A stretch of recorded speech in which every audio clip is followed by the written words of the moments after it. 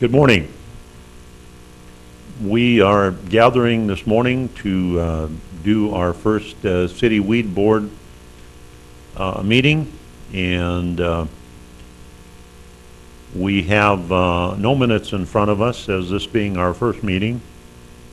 So we'll go into the regular agenda, and I'd like to begin with our city official giving us a brief summary of the requirements of this board versus the weeds in Dickinson.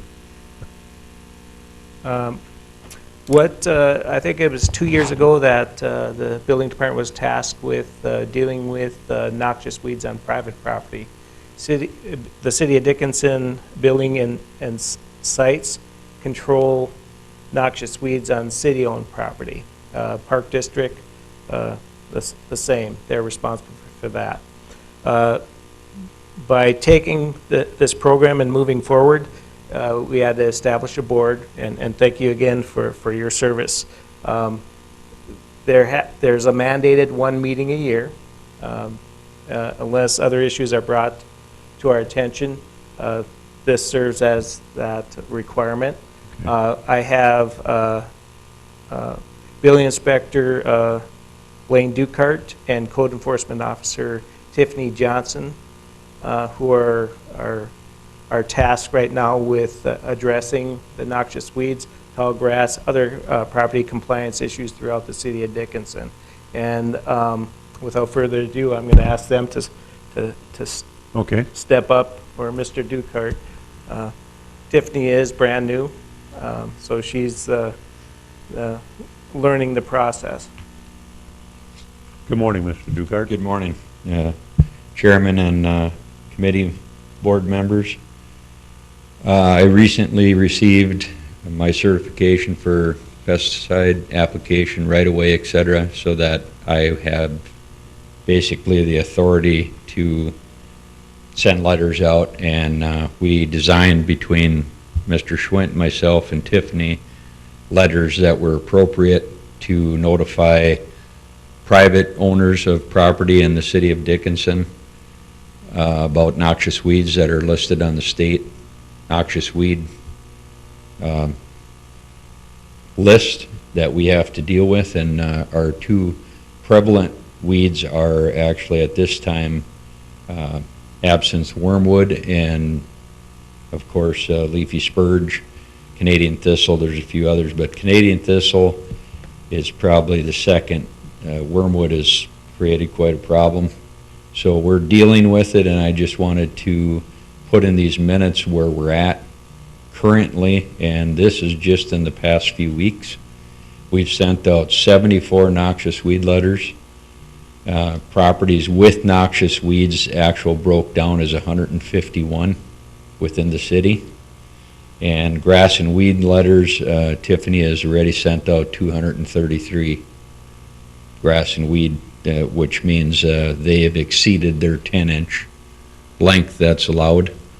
And we have issued or basically relayed this information to one of our city contractors for mowing, and he has done quite a few lots already in the past 10 days, and we'll receive quite a few more in the next week or two. A gentleman by the name of Clint Miles, he's called Weed Blaster.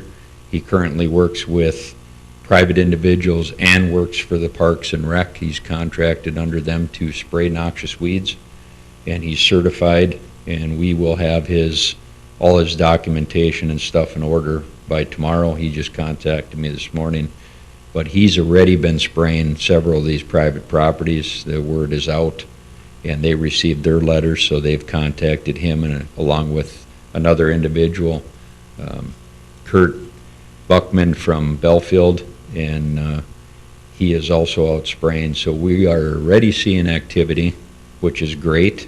Clint let me know this morning that he's seen 5 properties that were sprayed, and that he's done 5 more that were never done in the past. So obviously our letters are effective. People are becoming nervous, because when you receive a letter that states that it'll be double more or less of what you're going to pay a private contractor, they're all on board. We've addressed all the issues in the letters, which states noxious weeds and high weeds, grass, etc. It's some of the letters, like the noxious weed ones, are separate, where the high grass and weed letters do not include the noxious weeds in them. So they're very specific. If you receive a letter and you don't read it entirely, and you go right to the back about the penalties and fines, which a lot of our owners do, that's not the intent. The intent is for them to understand the front part, and we've included access and a website to what they are, how to identify them, what to use on them. So we've been pretty thorough. We got on board with this, as I said, Mr. Schwint, myself, and Tiffany, and created a letter that is crystal clear on what needs to be done and what our take is going to be on it and what the city's stance is. It's you help us out or help us facilitate it with you, or we go in and we take it over. Okay. What are your fines you discussed? Well, it's no different than what our mowing is, and it's $500 per hour, per lot, basically. We go in and do a lot, it's $500. If it's bigger than that, and there's acreage included, then it's by the acre above and beyond that. So Okay. it's substantial. If they contract one of these private individuals themselves, they're averaging $175 per acre. I mean, an acre is generally way more than what a lot is. Okay. So these guys are equipped, Clint, Miles, and Kurt, and if there's others, we're not aware of them. We know these guys are certified, but they go in and do independent hot shot spots, basically. They're equipped with single packs so they can hand spray. They've got booms on side-by-sides, and they have a larger equipment if needed.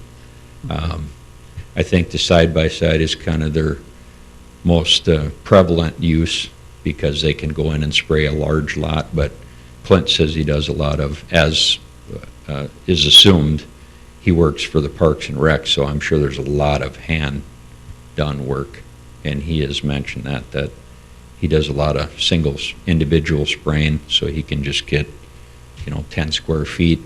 He's very cautious about spraying noxious or spraying chemicals where there's residential stuff beside, and working with the Parks and Rec, obviously, he has to be very careful. Okay. So these guys know what they're doing. We're all on board. We're not going to do any application, and from my understanding, I was not intended to have to applicate. I'm just making them aware of it, getting the letters out to our developers and owners of private property with noxious weeds. So if we stay on top of it, we may not get everything accomplished in 1 year, but it's definitely making a difference already. We're seeing noxious weeds where it was sprayed up on the north end. The wormwood is already dying, and from talking to Clint and Kurt both, 1 year application just about takes care of wormwood and Canadian thistle. Canadian thistle stays underground for years and it can keep coming back, but if you stay on top of it, we definitely can get a handle on the noxious weeds in the city of Dickinson. Okay.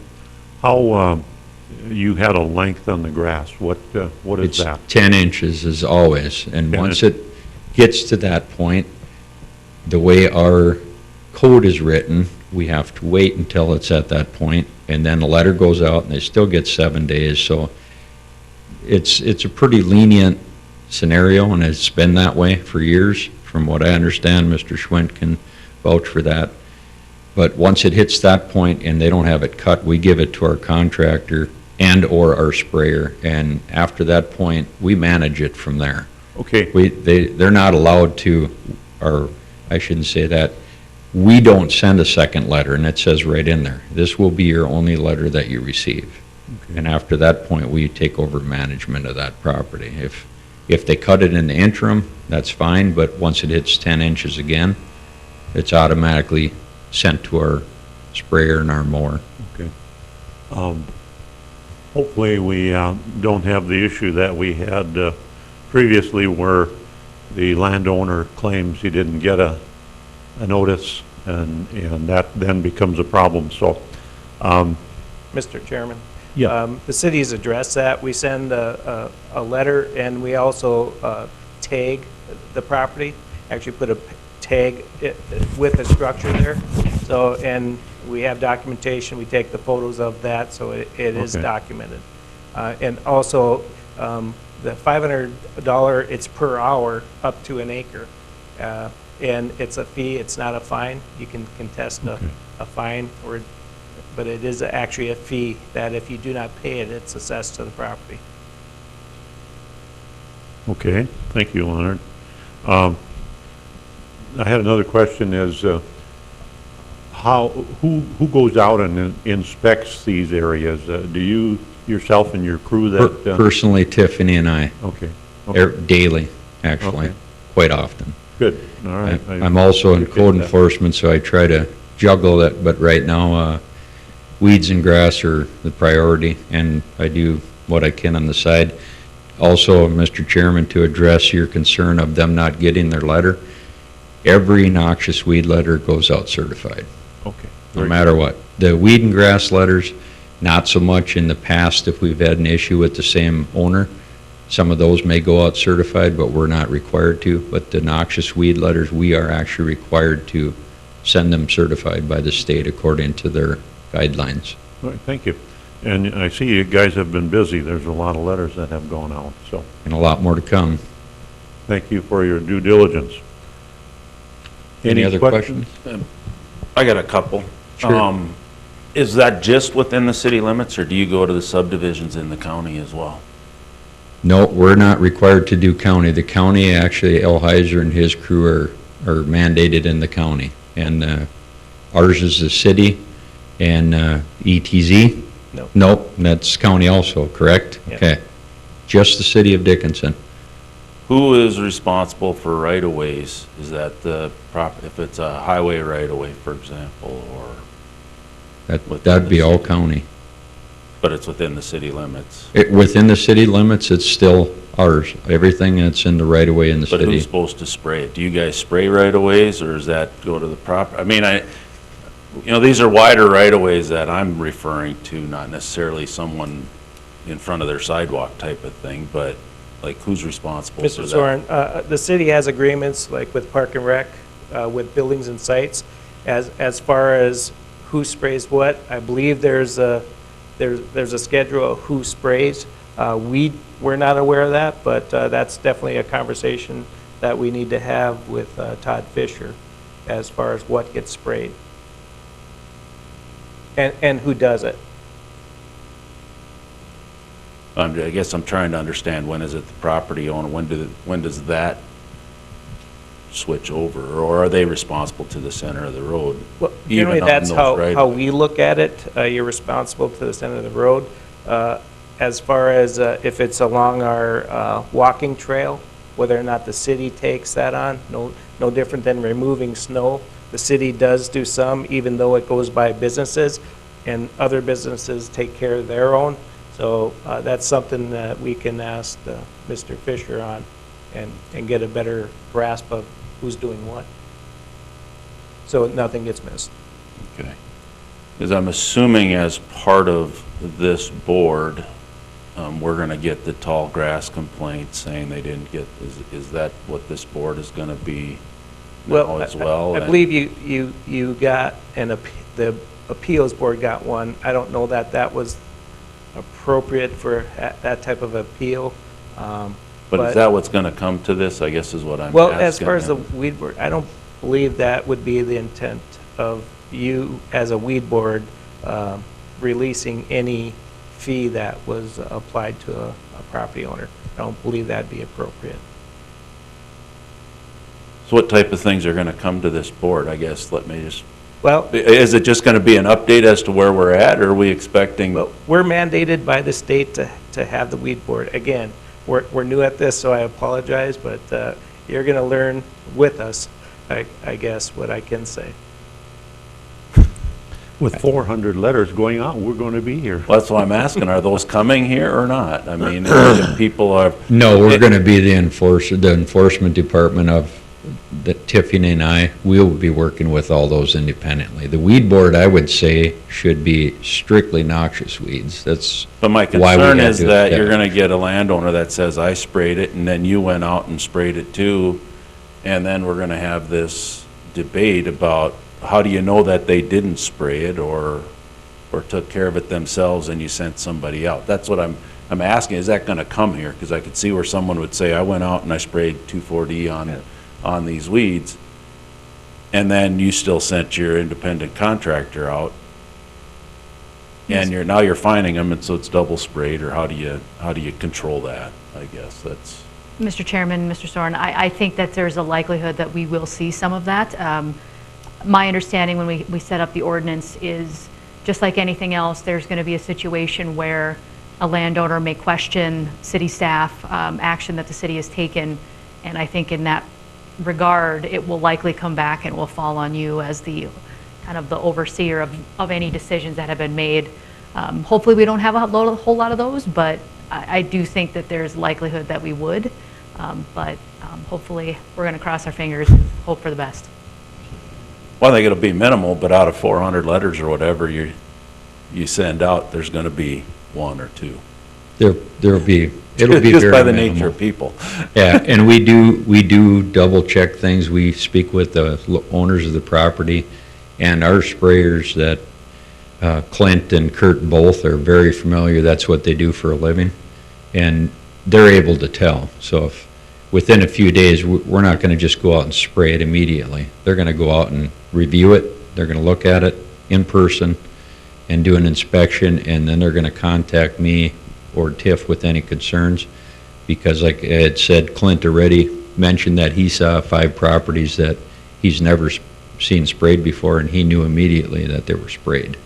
Because within, it's actually 48 hours, you'll see wormwood dissipating. I mean, it'll wilt.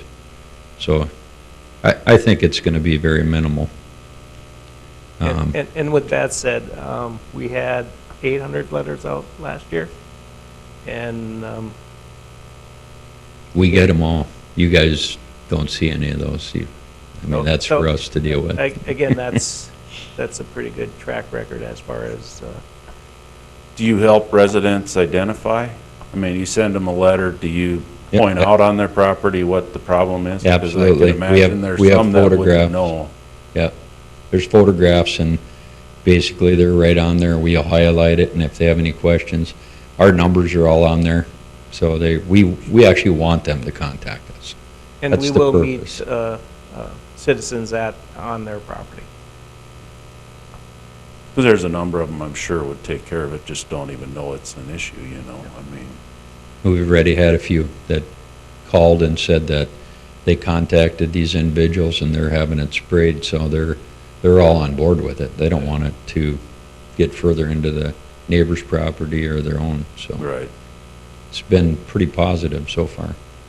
And it is, I think that this, your group created